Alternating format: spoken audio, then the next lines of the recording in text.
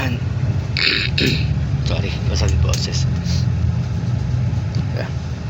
So ayan, good morning po sa ating lahat. Bale, so ngayon dito na ako sa sa Manila.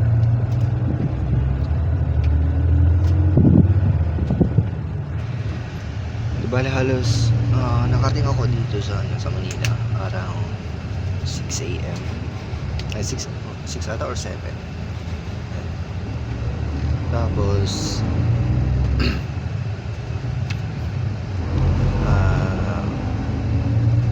ang pinagbabayan ng sinakyan kong bus is sa din sa may Pasay. So from Pasay pumunta pa ako dito sa Cubao na supposed to be meron pa sana akong antayin na bagahe na parang ipapawi ata ng uncle ko, kaso nag-cancel na siya. Nagpapalala na lang daw sa isang kamag-anak namin. So dahil sa nag-cancel na, mamaya 10 PM pa sana yung alis ko. Buti na lang meron yung pang 8 AM na bus ng Victory. Kaya sumakay na ako nung na-confirm ko na cancel daw. Kaya ayun, ito na, pabalik na ako ng ng Isabela. So kahit na wala pang ganong pahinga, pero kailangan talaga dire-diretso ng makauwi para makahawag pa tayo sa mga responsive duties and responsibilities sa Isabela. Tapos mga ilang araw lang sasapak ulit tayo sa isang bakbakan na naman. So yun, ito lang gawain natin sa buong mga nakaupo lang sa bus sa loob ng mahigit na 8 to 9 hours. Hindi ba babasa? 8 to 9 hours. So yan na muna yung update sa ngayon hanggang saan makauwi ako. Have a safe trip po sa akin.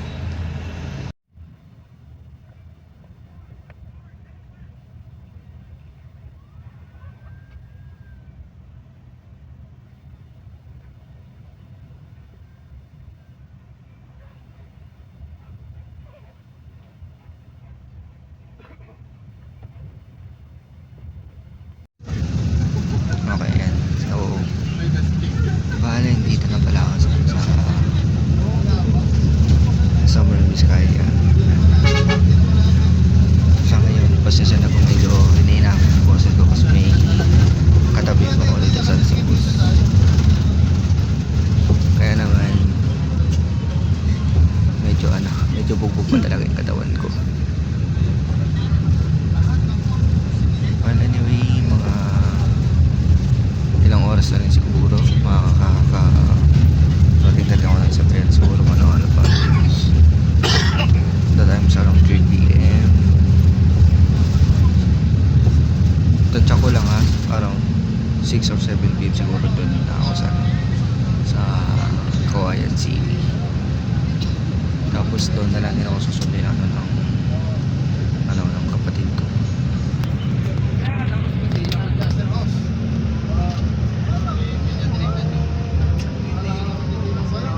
Well, anyway,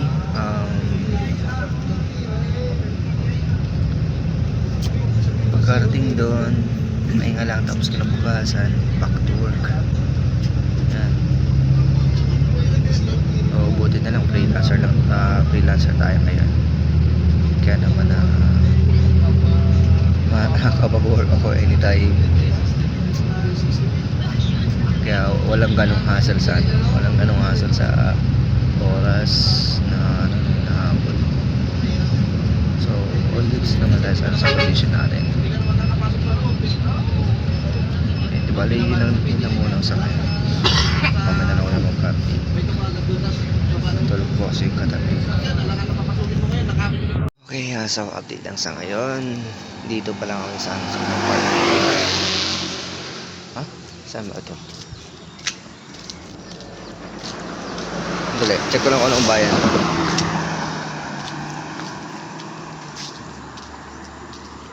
Yun bayan ng Jadi. Yung may signage doon. So, dito lang sa bahay ng Jadi.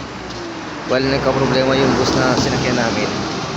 As off report ng ano ng conductor saka ng driver. Nasira daw kasi yung ano yung main belt nitong bus, kaya ita-transfer nila kami sa ibang bus. Ibang bus transfer. Kaya dito talagang mag-aantay kami ng ibang bus. Naantala tuloy ang biyahe eh.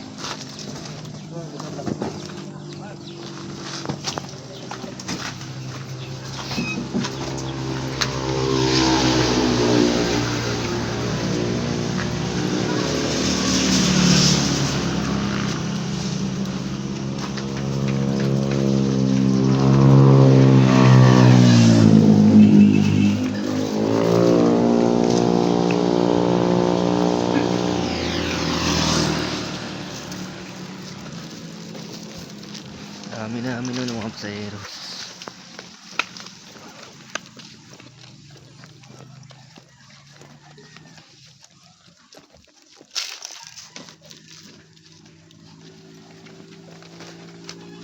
Kailangan natin maganda ng ibang bus transfer. No choice, ganun talaga. Unexpected things na happen.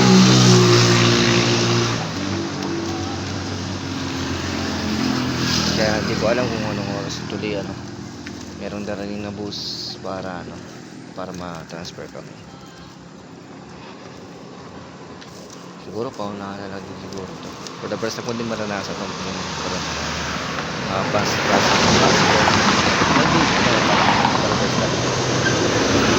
pero hindi naman sa ganito kadami na fully loaded ang passenger.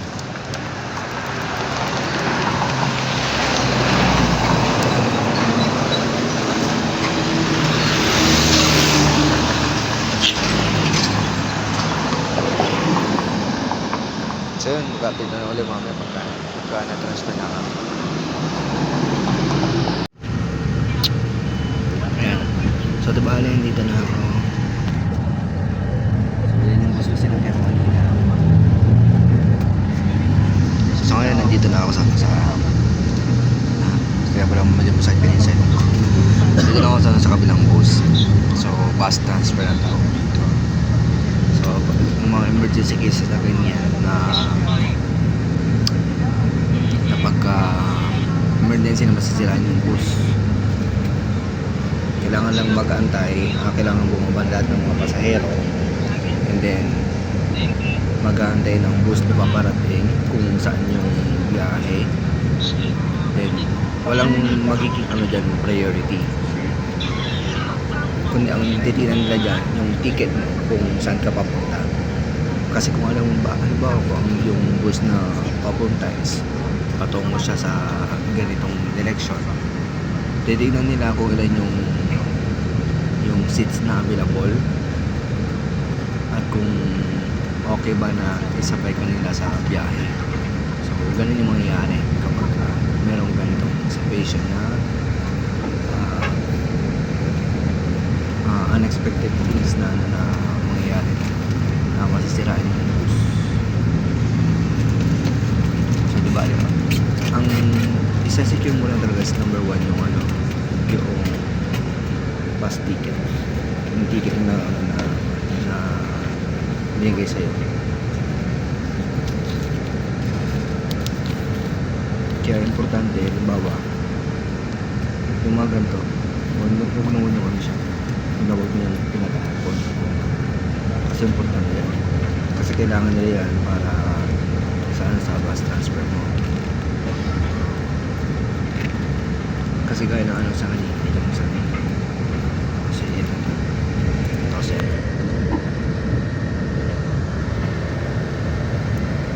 si tatay,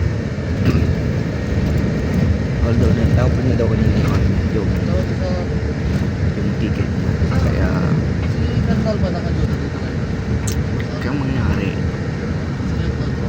ewan ko lang kung nakabayad niya siya kanina, pero di ko alam kung papala isa pangyari. Pero yun, nakasakay pa rin naman siya. Pero nga lang, kailangan yung ingatan pa rin yung ano yung ticket ninyo para safe and secure pa rin kayo.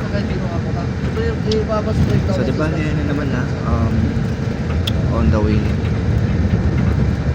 At saka all goods naman, di naman tayo. Waiting na lang talaga tayo.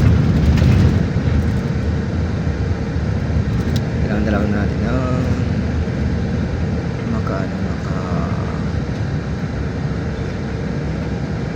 dito makauwi. Siguro more than 1 hour or 2 hours pa ata to. Hindi ko naman alam. Buti na lang mabilis lang ang bus transfer.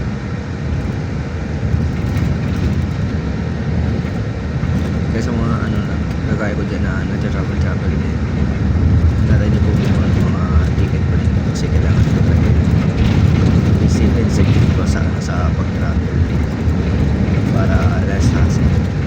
Huwag na basta-basta pinatawag kasi ganun pala important. So yun lang, update lang muna.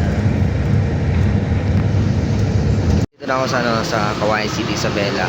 Ayan, yun ang 7-Eleven. Ayan, masyado maliwanag. Yun o, 7-Eleven din sa Kawayan.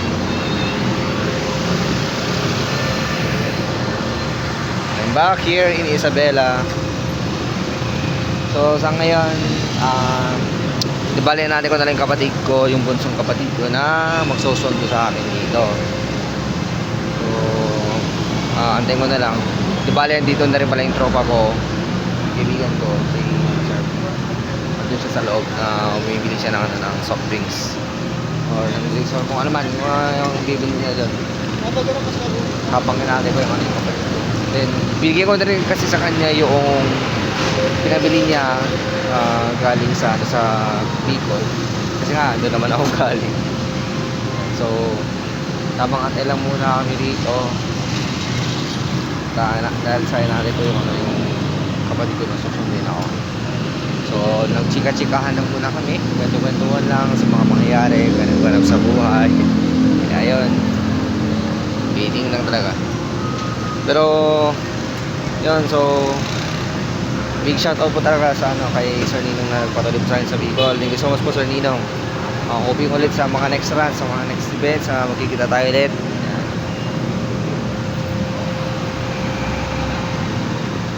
So sa ngayon talagang lang, at least safe na ako nakarating dito kahit na merong konting aberya kanina dun sa bus na sinakyan ko.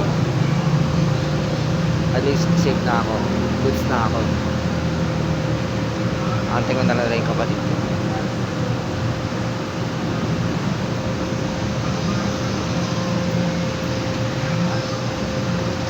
So, pero baka dito na lang yung video na to kasi dating ko wala mamaya dun sa bahay, diretso mag-ayos lang ako ng mga gamit, lahat ng mga pwede kong ayusin. Baka hindi ko na mag-video mamaya, kaya baka ito na yung last part ng video.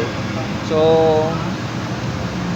kasi bukas back to work na rin pala ako, kaya yun, baka hanggang dito na lang to, kaya hanggang dito na lang. So maraming salamat po sa inyong suporta at pagsubaybay po sa akin sa ginawa kong DVDs.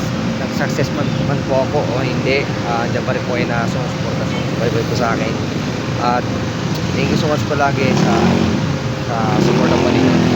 Hindi naman po, maraming salamat and God bless po sa atin. Ingat po lagi.